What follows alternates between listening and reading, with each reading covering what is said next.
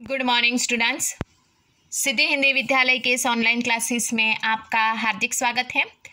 10वीं वाले बच्चे, यहाँ पे हमारा ये जो काव्य चल रहा है यह तुम्हारी दंतुरित मुस्कान, ठीक है।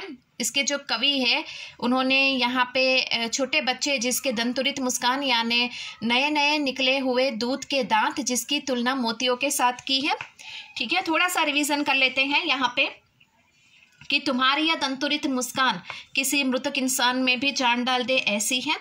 तुम्हारा ये धूलों की रचकणों की तरह चमकने वाला ये जो शरीर है वो जैसे कि यहाँ पे मेरे इस प्रकार से तुम मेरे जीवन में आए हो, जैसे कि तुम अपने खुद के तालाब को छोड़कर मेरी झोपड़ी में किस प्रकार से कमल यानी यहाँ पे कमल जल जात यानी कमल, छोटे बच्चे की तुलना कमल के साथ की है। उसकी हंसी उसी कमल के फूल की तरह नाजुक मुलायम है, जो जिस तरह से वो हंसता है तो मेरे जीवन में भी खुशियाँ आती हैं। तुम्हारी हंसी को देखकर तो यहाँ पे तुम्हारे हंसी के स्पर्श मात्र से तो जिसका पत्थर दिल इंसान अगर उसका पत्थर की तरह वो अगर मजबूत उसका हृदय भी है तो भी वो पिघलकर जल के समान बह जाएगा। इसके साथ साथ उन्होंने यहाँ पे बताया है कि छू गया तुमसे कि झरने लग पड़े शेफाली के फूल, बांस था कि बबूल। तो यहाँ पे कवि ने कहा कि तुम्हारी यह जो मुस्कान है, तुम्हारी ये जो दंतुरित मुस्कान है, ठीक है, तुम्हारे स्पर्श में जो कुछ भी आएगा वो चाहे बबूल हो या बांस, उससे भी अगर कोमल कोई शेफाली का फूल है, नाजुक है, तो भी वो झरने लगेगा अर्थात टूटकर गिर जाएगा। क्यों? तुम्हारी मुस्कान तो इतनी नाजुक मुलायम है। तुम मुझे पाए नहीं पहचान, देखते ही रहोगे अनिमेष, थक गए हो आंखें लूं में फेर। यहाँ पे कवि ने छोटे बच्चे से कहा है कि तुम मुझे पहचान नहीं पाए हो अब तक, और तुम देखते देखते तुम मुझे अनिमेष यानी बिना पलक झपकाए तुम मुझे अपलक ही देख रहे हो। अगर तुम्हारी आंखें थक गई है तो तुम आंखें फेर सकते हो, मैं भी आंखें फेर लेता हूँ। क्या हुआ यदि हो सके परिचित न पहली बार। अर्थात कवि ने कहा कि कोई बात नहीं, हम पहली बार एक दूसरे के लिए परिचित है, कोई यहाँ पे फर्क नहीं है। क्या हुआ यदि हो सके परिचित न पहली बार। यदि तुम्हारी माँ न माध्यम बनी होती आज, मैं न सकता देख, मैं न जात पाता जान। अर्थात कवि ने कहा है कि पहली बार हम मिले हैं तो यहाँ पे परिचित नहीं हो पाए तो कोई बात नहीं, लेकिन तुम और तुम्हारी माँ यहाँ पे दोनों धन्य हो।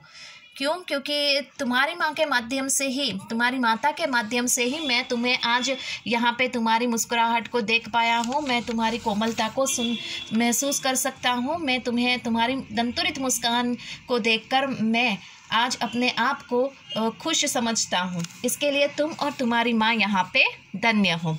अब यहाँ से बाकी है बच्चों, चिर प्रवासी मैं इतर मैं अन्य, इस अतिथि से प्रिय तुम्हारा क्या रहा संपर्क।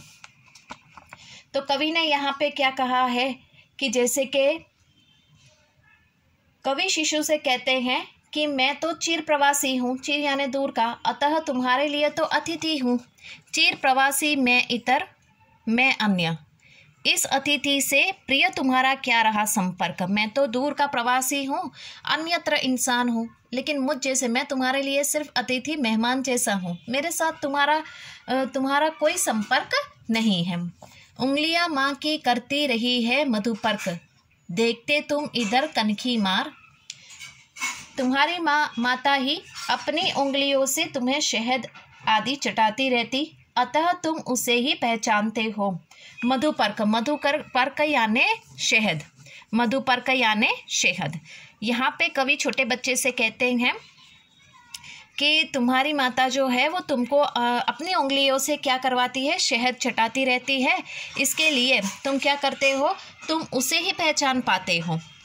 देखते तुम इधर कनखियाँ मार, और होती जबकि आंखें चार।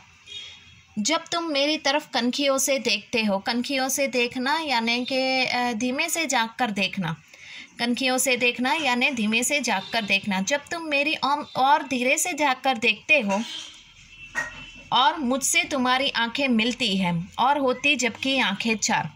देखते तुम इधर कनखियाँ मार और होती जबकि आंखें चार। अर्थात कवि बच्चे से कहते हैं कि तुम इस तरह से धीरे से मेरी ओर देखते हो, और जब मेरी आंखें तुम्हारी आंखों से मिलती हैं तब तुम्हारी दंतुरित मुस्कान मुझे लगती बड़ी ही छविमान। तब तुम्हारी दंतुरित मुस्कान मुझे बहुत भली लगती है, सुंदर लगती है।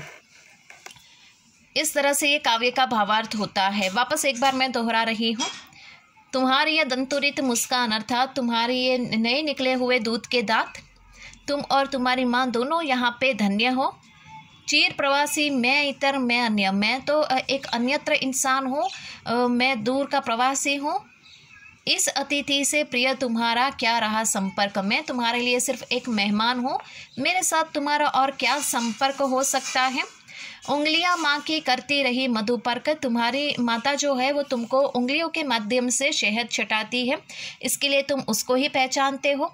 देखते तुम इधर कनखियाँ मार, तुम मुझे जब भी धीरे से मेरी ओर देखते हो, कनखियों से अर्थात धीरे से मेरी ओर देखते हो, तब होती जबकि आंखें चार, तब मेरी और तुम्हारे नेत्र मिल जाते हैं। तब तुम्हारे दंतुरित मुस्कान, उस समय तुम्हारे ये जो दंतुरित मोतियों की तरह चमकने वाले नए निकले हुए जो दांत हैं उसके माध्यम से कहते हैं मोतियों की जो तुम्हारी मुस्कान है मुझे लगती बड़ी छविमान। तब तुम्हारी ये मुस्कान मुझे बहुत ही भली लगती है, बहुत ही सुंदर लगती है। इस तरह से यहाँ पे कवि ने जो दंतुरित मुस्कान है, ये दंतुरित मुस्कान यहाँ पे जो हमारा काव्य है बच्चों ये ख़त्म होता है। कवि ने यहाँ पे ये काव्य छोटे बच्चों के जो नए निकले हुए दूध के दांत हैं, और जब ये छोटे बच्चे हंसते हैं तो उसके दूध के दांत किस प्रकार से मोतियों की तरह चमकते हैं, उसकी मुस्कान जो होती है, कोई भी छोटा सा बच्चा जो होता है वो अपनी माँ की गोद में बैठा हुआ जब भी वो किसी को देखता है तो वो हंसता है, तो उसकी हंसी को एक बार देखेगा किस प्रकार से मोहक होती है कि इंसान अपना जो भी दुख दर्द है, जो वेदना तकलीफ़ है वो भी भूल जाते हैं हम।